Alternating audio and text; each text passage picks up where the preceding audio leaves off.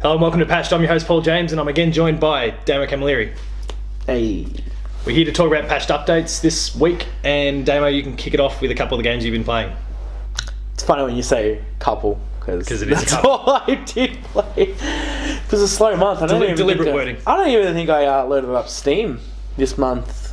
Oh, it's just been, I think, last month of term and stuff like that, it just gets heavy and just lose all motivation. So my primary game that I was playing, actually I played 3 games. I played about 5 minutes of Golf with Friends, because that's a fantastic game. You should get it if you have a PS4 or something. I have no idea. Well, if you have a PS4, buy Golf with Friends and play it. It's fun. Party golf? Party golf. Oh, is that what you were talking about? Yeah, party golf. Right. I couldn't remember. Golf with Friends is the... Oh, yeah, that's a different game. We've been talking about golf a little bit. There's a lot of golf games. Party golf. Golf story for Switch. Get it. So wait, there's Party Golf, Golf with Friends. Mario Golf, Toadstool Tour, and PGA Golf. And you can do serious sim stuff with golf, and you can do awesome sort of party stupid stuff with golf, and that is awesome as far as I'm concerned. Anyway, so you played Party Golf. What else have you been playing? Horizon Zero Dawn for PS4, and that tell us about it. Is fantastic. I've already had my opportunity to rant. You've had your opportunity. This guy reckons he can sell it. He reckons he's been messaged by a bunch of people. Anyway, it was only the beginning. I loved it. I think it was a fantastic game. The real cool thing is, like, everyone's like, oh, you have to be really sneaky, and it's like, no, you don't. Do is pray to the goddess. Have a shitload of health potions and you're pretty alright. I love playing that stealthy path though, to be honest. Oh, the stealth being able to creep amazing. through creep through, stab it dead. Well, that's the thing though, I didn't understand how people were able to do that, because, like, you can do a bit of stealth at the beginning, but then it always just ended up in a brawl for me.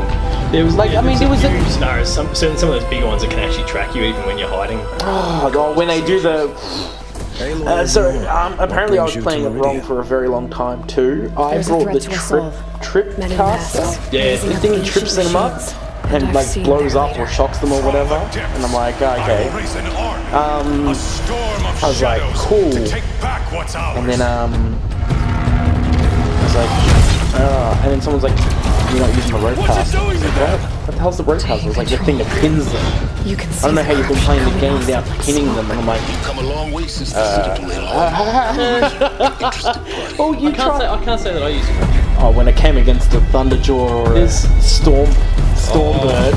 I didn't use it against either of them. Yo, nuts, mate.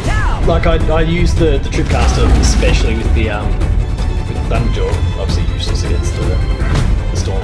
So it comes to this. No, I hardly pinned him down. I did a little bit with the big boss at the end there, keep him locked in. It begins anyway. Like at the end. Encounter. Did ya? I just... I should have used the rope caster more than I did. Yeah, the Glynhawks are probably the worst enemy in the entire game, which I like. Just because they're small and they flit around and they're quick and... Oh, and just the ice, like trying to aim when they shoot you with ice. Yeah. Like, I mean, the outfits were amazing. The helmets were terrible, so I got rid of them pretty fast after somebody told me that you can just remove helmets. It's like, cool, that's done. Look, so let me just go back to the beginning of it all. Aloy, your main protagonist, is probably one of the coolest characters I've ever met in a game. Very intelligent for a person in that kind of world, and it kind of was really cool because if you clone yourself identically, there's nothing to say that your intelligence is gonna hold. Yeah. Oh, right. Yeah. So, like, whether, like, whatever Aloy is, the motherless child, however she was made or created, there's nothing, you can't develop a brain. Spoilers, everyone. Well, no, that's at the beginning of the game. Yeah. She's the motherless child. Whatever they did, created, or she was born from the earth, I don't know what, even though I've completed the game, I'm just not going to tell you. She's very intelligent, and that's kind of cool, because it was like, like, someone's brain, you can't just develop someone's brain in a process like that. I'm pretty sure anyway. I'm pretty sure that's the basis of things. Like, you know, that's why they're like, man, if you cloned yourself, like, they'd be a completely different person. Like, you can't reenact everything that's gone in here. Yeah. It's like, fair enough. Because a lot of that stuff's developmental. Yeah. And so, like, you know, she's born with it. She's a including kid. I always chose the love heart reaction. I never went with the logical or the, you know, out of anger shit. Yeah. All the characters were really cool. I was kind of annoyed with I can't remember his name. He's like got the big chops, like big. Oh yeah, I forgot. He's from the It's Osser about Arms. 6 months since I played, but yeah. Yeah, he's like from the Osser Arms, and he, like, you know, he's just always drunk and he's a bit flirty towards it. It's like, I don't know. I felt uncomfortable because I didn't really gauge Aloy's actual age, like. You know what I mean? Yeah. Like, you know, She's certainly young. yeah, she's definitely young. I mean, and it's really cool. Certainly she's older than 18. Determined. She's just a really cool protagonist. Kind of one of those really inspirational people in the gaming world. But mechanically wise, the game is very sound. Like, there's a couple of invisible walls that annoyed me. It's like, I want to go over there, and it's like, nah. I'm like, but... And I mean, that smacks of a studio who's doing their first open world game. These are the guys who did Killzone in the past, you know that, right? No, I did not know that. So, first person shooters of all they've ever known, and then all of a sudden they're creating an open world RPG. Yeah. Which is pretty impressive. Fair enough. But it does mean you're probably going to get a few of those little sorts of things. And then when Horizon 2 inevitably comes along, hopefully... Yeah, that was cool. A left open ending without being left open, I guess you could say. Like, it's like, cool, it's summed up. Can there be a sequel? Yes. Does it leave me wanting a sequel? Yes. Does there need to be a sequel? No. You know what I mean? Like, doesn't need...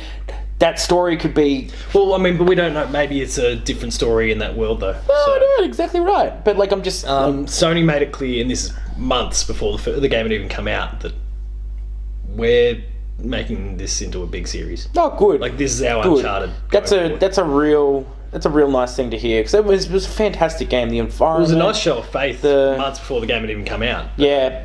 You know what I think, though? I think the game suffered from... And this is the most unfortunate thing I'm ever going to have to say about anything. The hype train.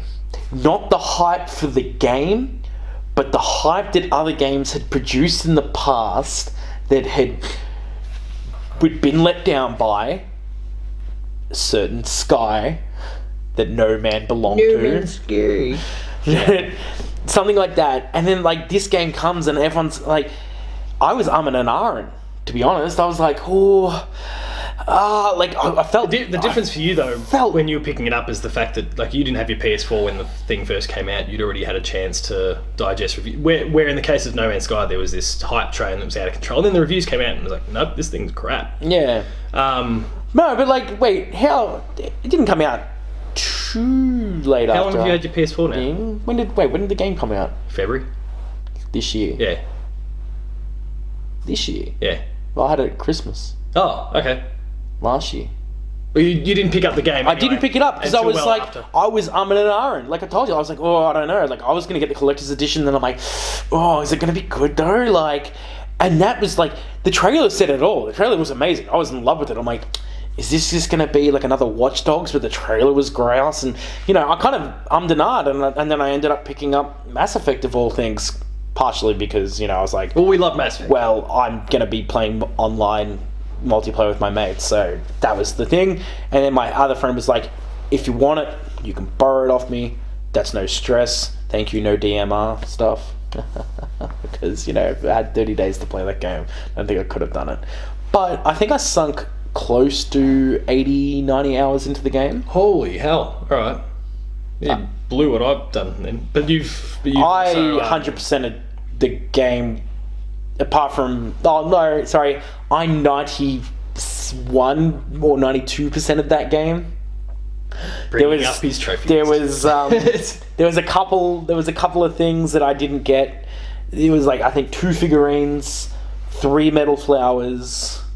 Yes, there's a lot of those sort of collectibles that I'll get back to when the DLC comes out. 4 vantage points. Oh, yeah, okay. And then I was going to actually, there's very few games that I play and I'm like, I want to go into the New Game Plus straight away. But Horizon was one of them. That did. It nailed it. I was like, cool, I get to keep all my stuff. I'm guessing the game's going to be increasingly difficult, which would be awesome. I don't know what they're doing with this DLC because it's still in game. I don't know whether it's set somewhere in the middle and you can just kind of go there, or whether you are going to need to be. I reckon it'll probably be a side quest that takes you out of that world map. Yeah, It's Winter Wonderland or something, isn't it? Jesus. Yeah, 92% of trophies. Who, me? You. Yeah. And I think 3 of them are the hidden trophies that say collect all the collectibles. I was struggling to find where all those grazer dummies are and knock them over. The internet will solve that for you. Just Yeah, I know. YouTube, someone will go point to point to point, showing you. Did have a big qualm people and everything you do with the secret hidden armor. Like, I didn't like the effect of it coming off you all the time when you're in the middle of conversation. Like, it was just kind of that was a bit of distraction. It's like, but at the same time, it is meant to be kind of hard to get secrets, sort of thing. That yeah, I mean, only if you really went digging for it would you get it, and it was real handy in that final encounter. Yeah, I used the fire one, even though the thing wasn't burning me. Yeah. I just used it because I liked it. You liked it. I was an aesthetics person.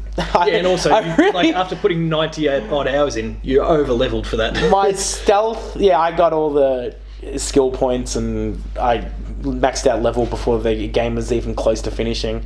I just loved hunting, to be honest. I didn't enjoy the stalkers, which are the invisible units, and I absolutely hated the moles because 2 reasons. One, they are OP, and like, you can say what you want to say. There's legitimately, there's not a lot of things you can do about them. Like, you can keep rolling. Apparently you can be quiet and they can't see you, but it's like as soon as they're hitting you, you need to get the hell out of that area, and then they're chasing you. Not easy. But the other thing is, I use sticky bombs, and from time to time, like, I was hitting them, they'd go underground, blow up, and then I'd lose all that loot. And they had all the purple mods. Just explode from the. Yeah, and I was like, oh, you bastards! But apart from that, the entire game, I would give it a solid 9 out of 10. All right. I'll go a 9 out of 10 for it. My only tripe with it was like completing all the side quests and things like that before I was like doing the main mission, because as soon as I got a side quest, it was done. Like, I was like, that's it, I'm out of here, I'm doing this. Was like, I've gotten to the end game. Like, I just kind of, you just go. Like, once you get to level 50, you don't even want to hunt anymore. Well, you have enough. Really the incentive. You have enough. Unless you're doing it for enough shards to buy like ingredients, which I kept running out of blaze because fire was my element in that game. Yeah. Like, I mean, the enemies were really cool. I'll take my hat off to that. The fact that it's like this really cool combination of almost dinosaur-y, but also ravaged prehistoric animals and things. It's kind of cool. To this point in time, that's my game of the year still. But I've only completed one. I haven't even completed one of the Divine Beasts in Zelda yet. So that could change when I play more of Zelda or I need to play Zelda. Mario or that sort of thing. But to this point in time, Horizon is still my game of the year. So next time we do this updates thing, I might have a Switch. Maybe, yeah, for sure. So we could be talking about that. talking about Zelda and a whole bunch of different sorts of things. So again, which leads you to back on Fire Emblem. Nintendo, only I think I put it down because I was just, to be honest, holding a DS can be quite. It's not just the most ergonomic thing. You know what the worst thing is? I brought my DS thinking that, oh my god, Fire Emblem DS, how cool is this? The new 2DS being, closey and costing next to nothing in comparison, and being lighter. I picked one up and I'm like, I probably could see myself playing this a lot more. And it's not, the weight doesn't get to me. That's what I'm saying. The shape was an issue for me. So, oh, really? Yeah, I get that. But I always end up if I was playing games and I'm sort of thinking I guess, to something probably specifically for me, Fire Emblem Awakening when that first came out, and I binge played that, something shocking. Yeah. Like I'd have 10-hour long sessions, and I couldn't to the point where sometimes it'd be playing in bed and you're kind of laying there like that, like I can't do this. I'm rolling over and I'm sitting it on the pillow, and then I'm just kind of sitting there mashing as I need to, and like it's just Yeah, I think I just burnt myself out on Fire Emblem for a little bit there, because I was playing Fire Emblem Heroes. Heroes? Yeah, the Heroes. Yeah. I was, I just screwed up in Fire Emblem. Not Conquest. I beat Conquest. What was the other one? Revelations. And I was just like, and so like playing Echoes, and I'm just like, nah, I'm done. And then like I got back into it, and I'm like, this is actually a really fun kind of game. So I'm grinding out a little bit. Nothing too serious that breaks the game for me, but they've got a really nice thing that you can just click tactics, and I know you can do that in a lot of the Fire Emblems, but it automatically plays for you. But this one has improvised, which is so your healers will heal, your mages will use any spell that they can use to damage your enemies. You guys, none of them use their special abilities, but it's like if you were coming up across when you're in the temples or the caves or whatever, there's a lot of skeletons that you can run at, and it's just easy to and you just kind of let your guys just flourish. And I even turned off combat animation. Obviously anyone that grinds in those games, you turn off everything and you just go to make it nice and quick, and you just plow through, and it was like, I'm like, and as the story progresses, it's a really nice kind of storyline, and I'm kind of intrigued to see where it goes. I'm still only Act 3. I just opened up the 2 gates to thing. The recruiting of characters, the fact that one side of your because you're playing 2 different sides at the same time. Yeah. One's more attacky powered enemies, soldiers, mercenaries and stuff like that, and the other one's a bit more magey and stuff like that. So it's kind of cool because you've got to use those different tactics all the time. Even I was failing on one mission, and I was just like, this is getting ridiculous. And then I was like, I'll just attack, because you had the option of 2, to get to this path, 2 options, and I'm like, I'll take the soldier guy. Absolutely wiped the floor with him, and the other person retracted, and then you actually get to recruit the other person. I didn't, because I'm not game guiding this one at all. I'm not saying, because there's no relationship, just playing it your way things, and so I don't actually have to form, the bonds and all that sort of stuff. Yeah, I don't have to form the bonds to have the kids to get the best street pass team possible, which I swear to God, if any of you bastards come after me, my team will wipe the floor with you in Awakening and in the trilogy one. The trilogy, yeah. What is that called? Conquest, Revelations. Yeah. Conquest, Revelations, and Birthright. But what was that called? It had a name. It was Fire Emblem something. I cannot think for the life of me. Fates. Still say that one more time. Fates. Still haven't touched any of those 3. Haven't gotten to Echoes yet, and I'm disappointed in myself. No, you shouldn't be disappointed in yourself. I see that your piles of shame have gone down. It's smaller than this time last year, which is good. And that's my segue. The problem is, it's all JRPGs for the most part. So there's not many short things in here to play. So, as far as what I've been playing, Destiny 2 has been big. The multiplayer, I couldn't really get into raids and that sort of thing in the first game. The barrier of entry was just too great. I didn't want to go through the grinding required. Probably helps a little bit. There's still a bit of a grind there, apparently, from what those around me have said. It's probably, once you finish the campaign, probably another 10 hours worth of gameplay before you've really, you're kind of raid ready.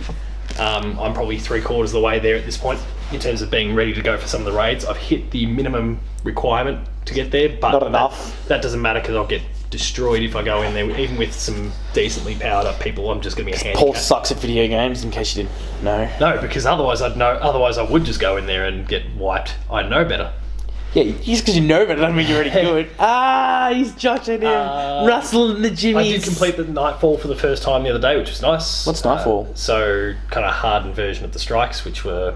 sorry, I think we're talking about another game. I'm like, ooh, nice. So somewhere between the Strikes and the raids is where Nightfall fits. Yes. Um, Is that night as in K or no, like night as in nighttime. I've done that. asking the hard-hitting questions here? Yeah, campaign was cool. Story was much better in this one. Actually, just the fact that there's a story present means it's better than the last one. Yeah, but Destiny 1 kind of got screwed over there. Yeah, there was a few things that went on kind of in the development period and kind of screwed up the story for the first one. I'm really enjoying my time with Destiny 2 at the moment. It's kind of I'm trying to make sure I drop in and do the necessary weekly activities, be it Nightfall, a certain number of strikes, a couple multiplayer matches, couple missions, like just solo missions here or there, just to make sure I'm gradually building up my level, but not burning myself out on the game, so that eventually, whenever the time comes, because a lot of the Player 2 team are basically raid ready. Not a lot of them. I'm probably somewhere in the middle of the pack. But there's a few who are raid ready, and I'm just not quite there. I probably need to put in a couple more hours before I could really go for it. So I'll just gradually build myself up and we'll be good to go. Probably by the time we speak next in one of these episodes, I will have done the raid. Fingers crossed. Oh, ye of little faith. I basically put in 12 hours straight. Can we make a hashtag for that? What? Like, hashtag Paul won't raid or Paul will raid.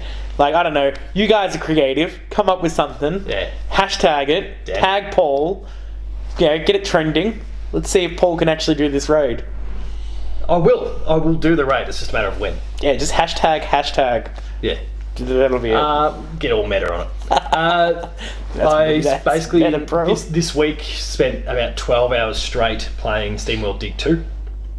Started and finished in the same setting. Anton, enhance.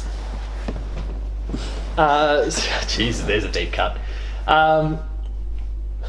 Even better than the first game. I loved the first game. Even better than the first SteamWorld Dig, I should say.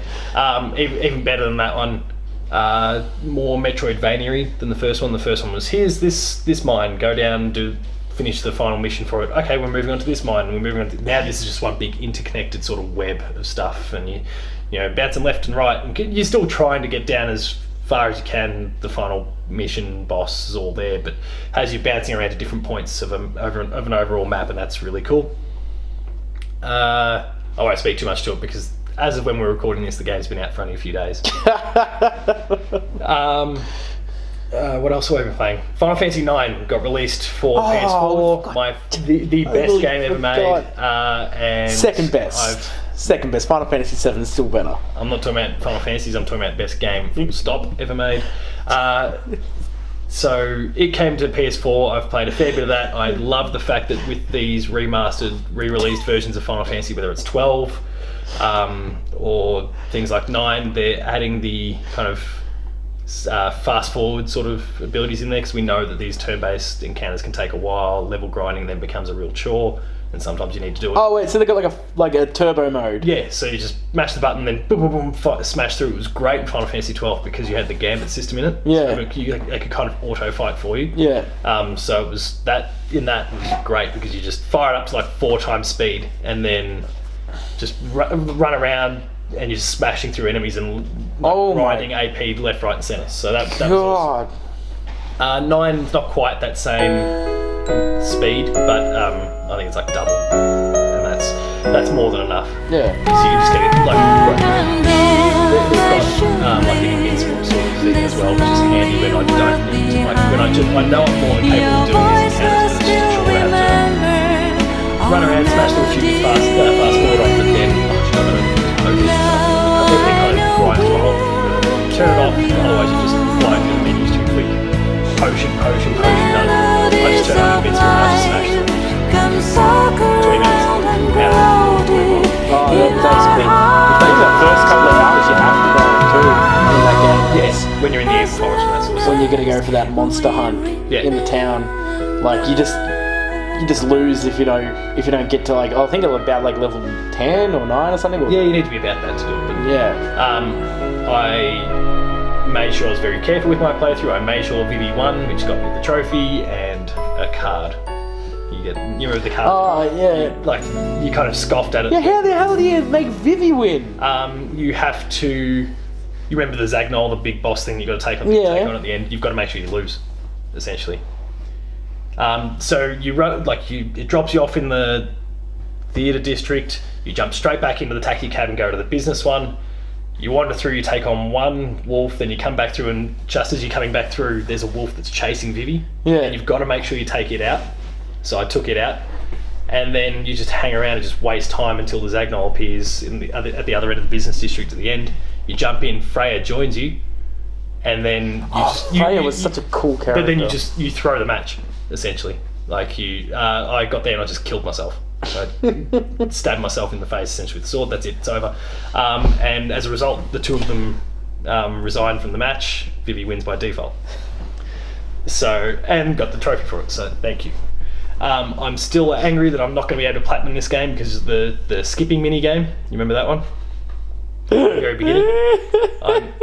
I really want to platinum my favourite game ever, but it's not going to happen because that skipping thing is ridiculous. You got to do it 1,000 times to get the trophy, and that'll be the only one I won't get. I hate you, Square Enix. Oh, you're the kind of guy that doesn't sell any of your weapons and stuff, are you, either? Oh, no, I'm happy to sell them. It's only a case of, sell when I... just remember... But I keep what I need for synthesis and all that sort of stuff. So, not only that, remember in 9, though, there's that place where it's, the opposite. So, if you do, Ultima, it does nothing. But if Vivi attacks, it does, 99999, just out of the normal, because he's got the shittiest... Yeah, but I can turn on the perk that just sets everything to 999 if I really want it. It's great. I'm not going to, because I planned... outside of when I'm grinding, I'm playing the game the way it was always intended. Yeah. Because I love the game the way it was intended. But with the other games that have been coming out, I'll finish it in little chunks. It'll take me a little while. Little chunks. Played a little bit of It sounds like Mario and Rabbids since we last did one of these episodes. Still enjoying it, but it's going to be one of those things, a bit like what I'm talking about with Final Fantasy. It'll just be little bits here and there until I get it done. So, I was listening to the this morning before we started and discovered that I can't play it till the end of the night, which shattered. 11 p.m. Time. Doesn't say what time zone. It just says 11 p.m. It's a public holiday the day we're recording. I just think that's a massive flip off. Whoever did that was screw you, Melbourne, especially getting your public holiday for a football game. But what were we discussing? We're discussing Cuphead. No, before that you were talking about Rabbids. Rabbids, yeah. So I was listening to a guy that was, I think, one of the XCOM developers, and he was stoked about Rabbids because it was hey, this is such a brilliant segue. Yeah, it's kind of a light version into of my game. XCOM, yeah. I think I don't know if he helped develop it or anything like that. I'm not gonna quote anything on it. I was in and out of picking things up because when you're working and you listen to a podcast, there's things you're gonna miss. But I'm pretty sure he was stoked because he was he's so happy that his daughter or we're gonna say his child, just being PC because we don't know whether it was a son or a daughter. You don't recall. I can't remember. So his child, his spawn, to be even more precise, was saying he was so stoked. He's yeah, she'll get to play this game, and then people were man, I want something harder, and he would just XCOM. Just give him XCOM. I want that. You have a PlayStation, buy one. Yeah, and that's a kind of a real clever little device, and I'm that's cool. I like that game, and I think that Nintendo working with Mario and Rabbids is just I think we'll get more of these very beautiful Mario plus Rabbids games now, given the success of this one. Yeah, I mean, it's a nice thing to see that genre in action, and it's also nice to see Nintendo look after their third parties. Yeah, their third parties, and giving access to some AAA leveled characters. It was still probably my highlight of E3, and there was some good game announcements at E3. But my highlight of E3 was still the Ubisoft presentation where Miyamoto came out, obviously representing Nintendo, and he was talking about the game, and he kind of pointed out the lead designer of the game who was sitting in the crowd and kind of basically raved about him for a minute or two, and the developer was just kind of in borderline tears in the crowd because it was like his hero that is saying all these amazing things about him. That was kind of one of the coolest parts of it. Apparently it was a very, very human sort of moment. It was awesome. It's apparently a really cool thing to do in Japan if you ever get to like meet Miyamoto anywhere in the world. I'm not saying you have to meet him in Japan and get a photo with him. Like, it's a really cool thing to like introduce, like when you're talking to someone from Japan and things like that. You're like, yeah, like I met Miyamoto, and like majority of them, it's like, yeah, he's such an icon to them. I guess it'd be like, you know, if I had my moment to try and meet Kojima and he was in the toilet. It'd be like anyone in the world that had met Steve Irwin and like they showed me a picture, I'd be like, champ, buddy, let's get along. How was it? Let's get along. That's it. So what else have you been playing? Those kind of three. Segues. Those three essentially are kind of the big ones I've been playing. There'll be little bits and pieces. I will be playing a bit of Golf Story. I will play Cuphead from 11 PM tonight. So you get to hear that next updates. Next updates, or just month. He'll tweet at least one tweet about it. There'll be something somewhere.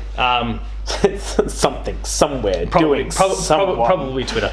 What do you expect you'll be playing in the coming weeks? Well, because you are planning on getting a Switch. You are a jerky jerk from Kyrgyzstan. See, I'm terrible at playing games. Like, I don't dedicate a lot of time. So Paul decided to slide me Ratchet and Clank like 2 months ago during my time of playing Horizon. But not only that, like I still haven't been able to play. He gave me Metal Gear 5 Ground Zeroes because 1-0 is not enough. And then, so I haven't even played Crash Bandicoot yet. Have you got it? Of course I have it. Because, you know, JB had it for like $49, yeah. So I just went to eBay and went, can you price match that? And they were like, sure. And when the catalogue had like expired, it's like, whatever. They don't care. EB, you got my back, yo. But yeah, so I think I'll be Ratchet and Clanking. I like games like that, those kind of cool platformers, and I didn't watch the movie. I downloaded the movie on Netflix. Yeah, not pirating. No, Australia isn't allowed to do that anymore. Thanks, government. I can show you how to swap your DNS settings. But no, one of my... I'm going to get off topic again. No, so that... probably continue with Fire Emblem. I am looking at getting a Switch. So you can play more Fire Emblem. So I can play Fire Emblem Warriors, because I did love Hyrule Warriors, and I've seen all the DLC. You did play it a fair bit. I think you played it on... Yeah, I played it on the Wii, or did you I played it on the Wii and the DS. Wait, was it Wii? Wii U. Jesus, the Wii wouldn't be able to handle that. The Wii U barely was able to handle that. So probably Mario Kart 8 if I do get a Switch as well. Mario Odyssey will probably be on the back burner until at least the holidays. Worst case, I can lend it to you. So. I know you can lend it to me. Not straight away, because there's two of us in here who are already like kind of wrestling over that game when the time comes. Well, you can kind of decide by, like, you know, who can nipple twist Mario harder, like, because we finally got it. You know? He's like, throws his hat and he's like, yes! That's clearly all Nintendo is planning on doing. Yeah, Reggie sitting in his office. Just... No, I don't understand the breakdown of, you know, Mario's got nipples, like what the... Angelica will play Mario anyway, because we had the discussion in the car already, and it was, what do you want to play? Because Assassin's Creed and Mario are at the same day. She said Mario, so I've got Assassin's Creed and Wolfenstein. I truly hope, from the deepest parts of my heart, this is the last Assassin's Creed. Not a chance. Not a chance. They get sold to us as AAA titles, but I don't know if they are. No, but I think that's why we've had this development pipeline for this new one, where it's like, we need more time, because it's a little bit that they're being a little bit undercooked. At the same time, Syndicate, which was the most recent one prior, that was the brother and sister, yeah, that was fantastic. The only reason that didn't sell was because Unity the year before left such a bad taste in people's mouth because it was buggy and it didn't work. And look, there was a lot of problems. It's just not maybe look. Personal taste. I don't care about, you know, we're all entitled to our opinions. No, like I'm into it, but I'm not oblivious to the problems that it's just kind of like I'm done. Can we go somewhere else? Like, We're going to Egypt. yeah, I know. Like, I mean, can we Actually, just jump into space now or something? Can we? I'll go all Call of Duty on it. No, I'm being like legit. Like, give me a universe to be an assassin. One little thing about Assassin's Creed, and it got announced a couple of days ago. This new one, Origins, the one that's set in Egypt, they're kind of going all edutainment on it.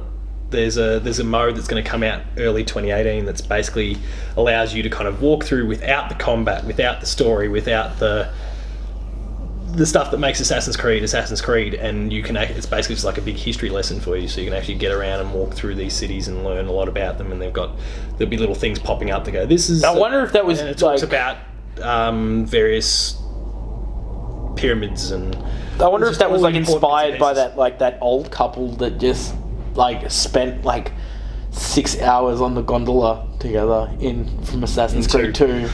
Like that's without a doubt the cutest image on the internet, regardless of like cool dogs.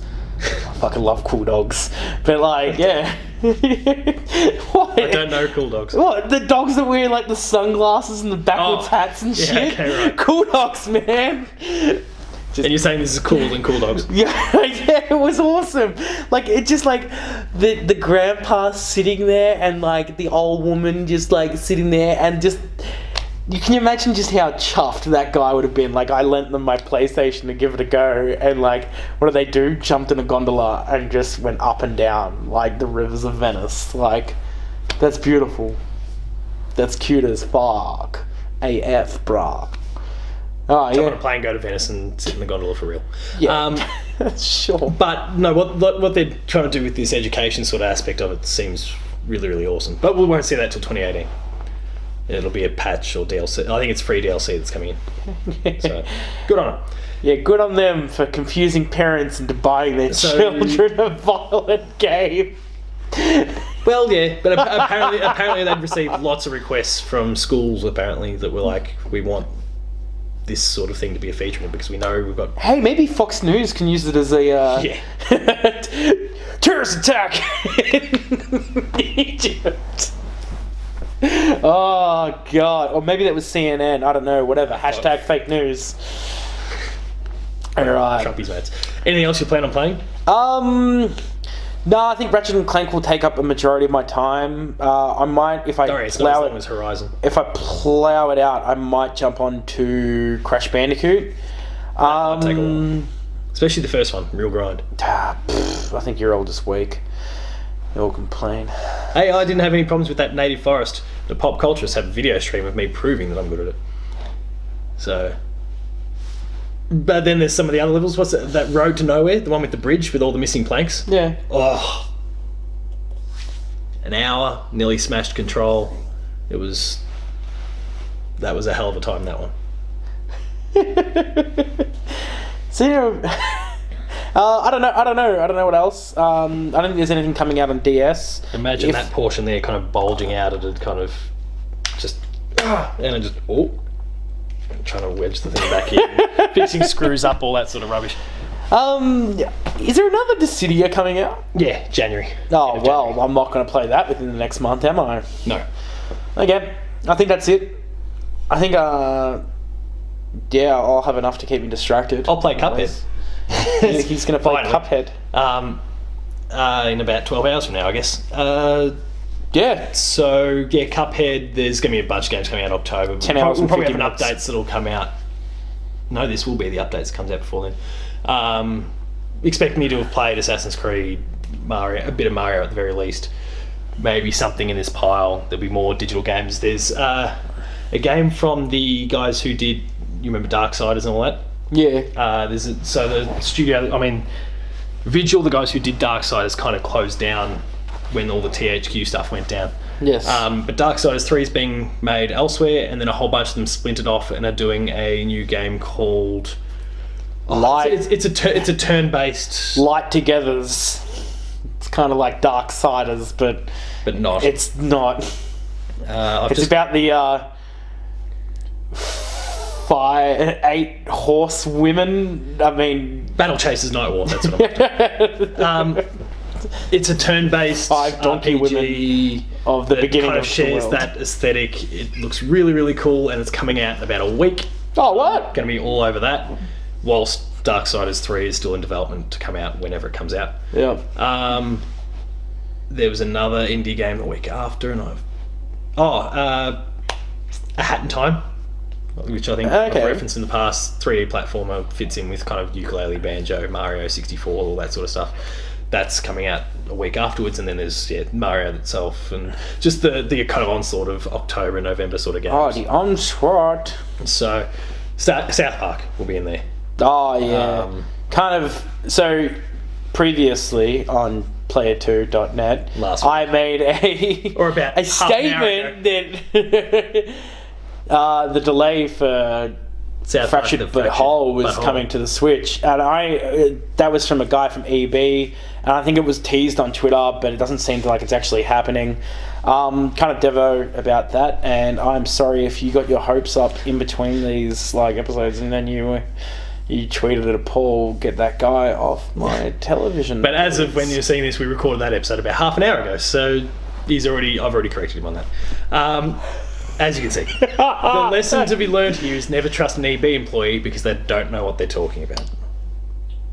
Most of the time. That's harsh as, man. Brad's a cool guy. Brad alone. Oh, Brad and Sunbury? Yeah. Oh, Brad's fine. That was just what the hell was he doing? He had a moment then. No, I think it was because, remember, it got delayed and there was the tease on Twitter. There was the tease that was like, I gave Brad a free copy of Shovel Knight and he's giving out bad news. No one. Your club, you don't need to. He's giving away free codes. This guy's a bastard. Yeah, I guess. Cool. Plenty of good games to be playing though. Yeah, there's heaps out. And you're getting a Switch. Yeah, I'm getting a Switch. That is an update for Damo. So until next week, please make sure to like, share, and subscribe. We can catch up with weekly episodes of Patch, the Video Games Club, The Insider. There's Player 2 Plays episodes, and a whole bunch more. Visit player2.net.au for all the written content. There will be reviews about presumably a lot of the games we've actually spoken about in this episode, as well as previews, opinion pieces, features. PAX is coming up. PAX. And what was your... Did you go to pre-PAX? Pre-PAX? Yeah. Oh, that one in the city. Nah. So my was... I don't normally recommend games and things like that because I'm behind the 8 ball for a lot of things. But Nightmare Cops is a game developed by a bunch of indie developers. Tom Fulp from Newgrounds, who runs the entire Newgrounds thing. He's backing it. So the Behemoth, which Battle Block, Alien Hominid, whatever their game People was. Yeah, that's the one. So yeah, he's helped out with them. Johnny Utah, Oni NG, Spaz Kid, the Sleepy Cabin crew. They're all helping out. They've got 4,000 something followers on the old Twitter. But if you want to have a gander, follow them. Kind of give these indie guys a chance. Let them know that you're interested. Just go have a look. It looks like it's going to be a real cool I'll thing. make sure there's some footage on the screen here so you can have a bit of a look. There is a trailer for it, right? No, nothing yet. What? There's a couple. You're not going to see anything in the corner. There's a couple of images and things I'll like put that. the images in the corner. Yeah. Link me later so I know what I'm looking for. Yes. Otherwise, Taco's Talks on Twitter, Paul James P2 on Twitter, Player2AU on Twitter. Thank you very much for watching, and we will see you and whatever that hand gesture was next time. Butterfly.